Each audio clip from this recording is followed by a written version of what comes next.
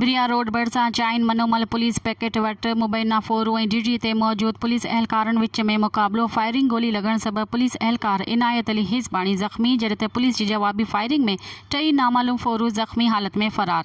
इतला ते Bria road police पहुची ज़ख़्मी पुलिस अहलकार खे मरणिंग हालत में ब्रिया सिटी अस्पताल मुंतक़िल कयो वियो, जॾहिं त फोरन पोयां पुलिस पार्टी वियल इतला ते SSP Naushahro Feroze, retired captain Sadab Hussain Khaskheli ऐं DSP CIA यार मोहम्मद रिंद ब्रिया सिटी अस्पताल पहुची ज़ख़्मी थियल पुलिस अहलकार जी अयादत कई ऐं मुक़ाबिले बाबति तफ़सील मालूम कया। इन मौक़े ते DSP यार मोहम्मद रिंद ऐं ज़ख़्मी पुलिस अहलकार इनायत हिज़बाणी ॿुधायो त चाहा मनोमल रोड ते ॻोठाणे ग़ुलाम जाफ़र बिरोही खां नामालूम फोरू मोटरसाइकिल फुर करे फ़रार थी रहिया हुआ त अॻियां पुलिस पिकेट ते मौजूद ड्यूटी कंदड़ ॿिनि पुलिस अहलकारनि इनायत हिज़बाणी ऐं सरवर गाॾी ही बीठल हुआ, जिन खे ॾिसी नामालूम फोरू फायरिंग करे ॾिनी ऐं मुक़ाबिलो थी पियो। ओचितो फायरिंग सबबि हिकु अहलकार ज़ख़्मी थी पियो, जॾहिं त ॿिए पासे ज़ख़्मी अहलकार ॿुधायो त पुलिस जी जवाबी फायरिंग में फोरू पिणु ज़ख़्मी थी विया हुआ ऐं ज़ख़्मी हालत में 3 फोरू फ़रार थियण में कामयाब थी विया।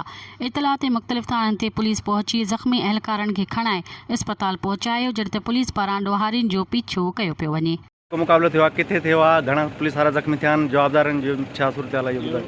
ब्रिया रोड थानो आहे असांजो, डिस्ट्रिक्ट नौशर फिरोज़ जो। उते पिकेट असांजा जेके जवान आहिनि उनखे इतला मिलियो किथे फोरू आहिनि, फोर जो इतला मिलियो, शकी माण्हू हुया, उते जी पहुता आहिनि। उते जेको आहे सो उन्हनि सां जहिड़ो थियो आहे, जंहिंमें असांजे पुलिस वारो हिकिड़ो धकी थियो आहे। छा नालो आहे पुलिस वारे जो जेको ज़ख़्मी थियो आहे? मां पहुची ॿुधायां थो, ऐं 2 जवाबदार बि हुन में धकी आहिनि।